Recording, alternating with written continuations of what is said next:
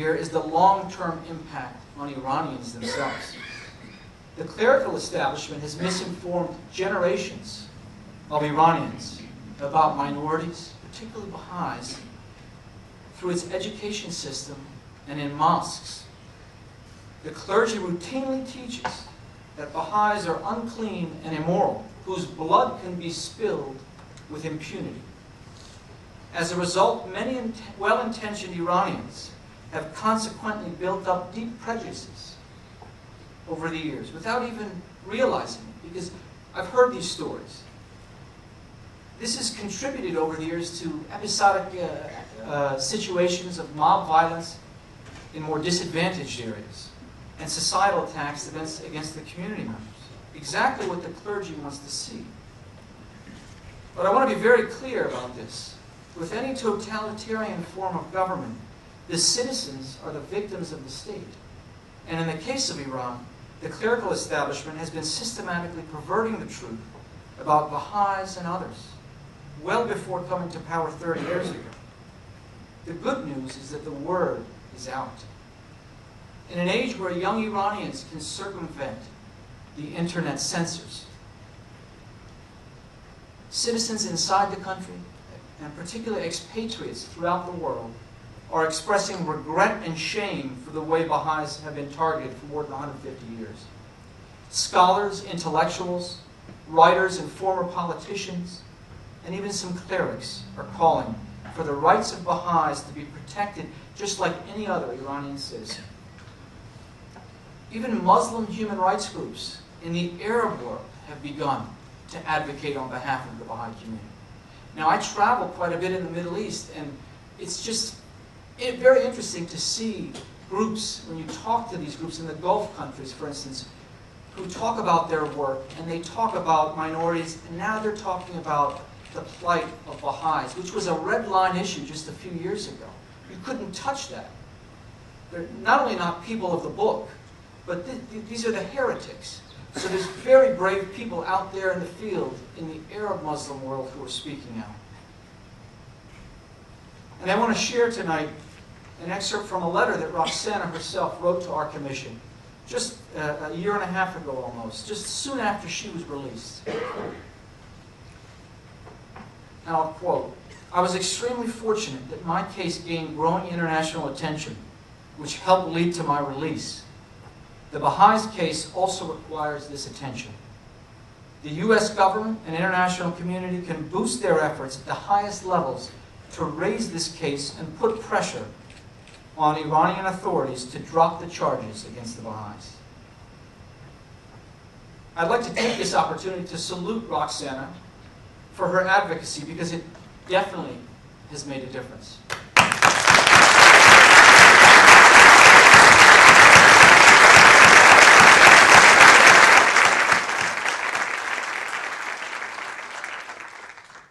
Not only the fact that she's spoken out for her cellmates, other prisoners of conscience, it's the platform she uses. It's easy, and I've seen it where people come out of a repressive situation and you're bombarded, but she's really taken this opportunity, and she really, I think, deserves that, that kind of acknowledgement, just because it has made a difference, because the word does get out, and others like her who've spoken out in Iran and other countries. When you use that platform to share your experiences and talk about the injustices, it goes a long way.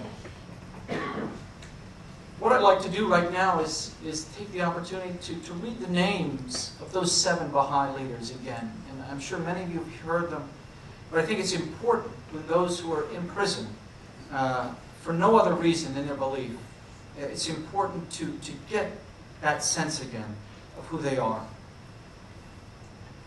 And 2 of them, Roxana, I'm sure she'll touch on in her presentation, 2 of the women, Faribat Kamalabadi and Mahbash Salvet.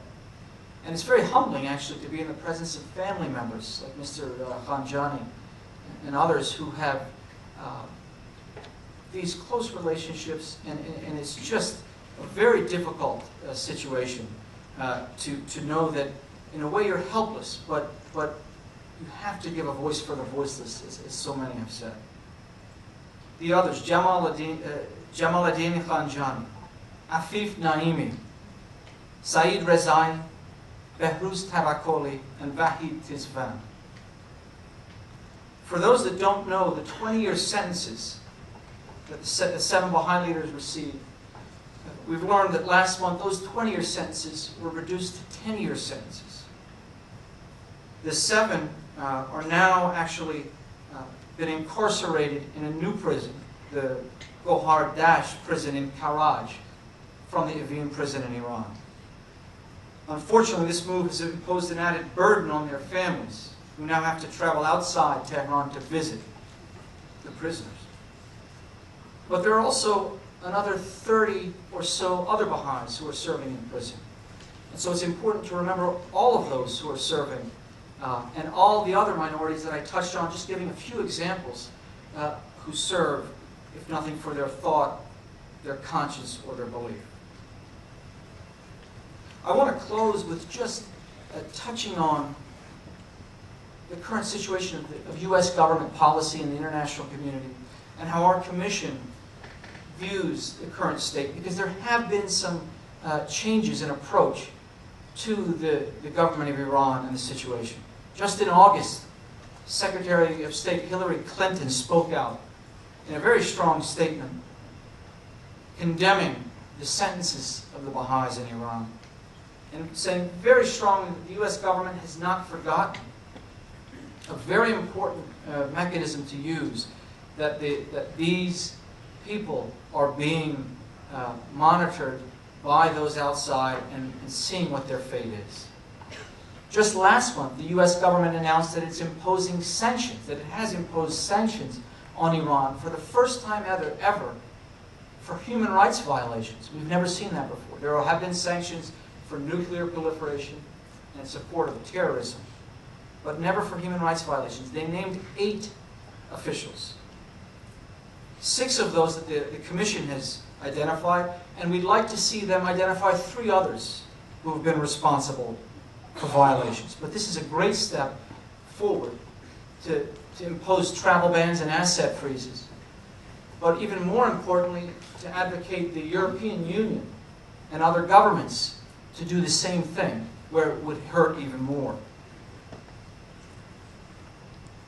Our Commission has recommended that the U.S. government press at every opportunity the release of all prisoners of conscience, including dissidents, minorities, activists, and human rights defenders.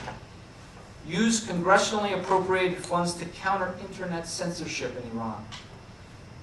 To urge the EU to impose these sanctions similar to what the U.S. did.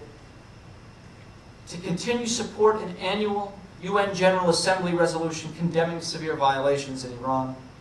To press for a resolution condemning severe violations at the UN General Assembly and the UN Human Rights Council, and calling on the Human Rights Council to restore the position of UN Special Rapporteur on the situation of human rights in Iran.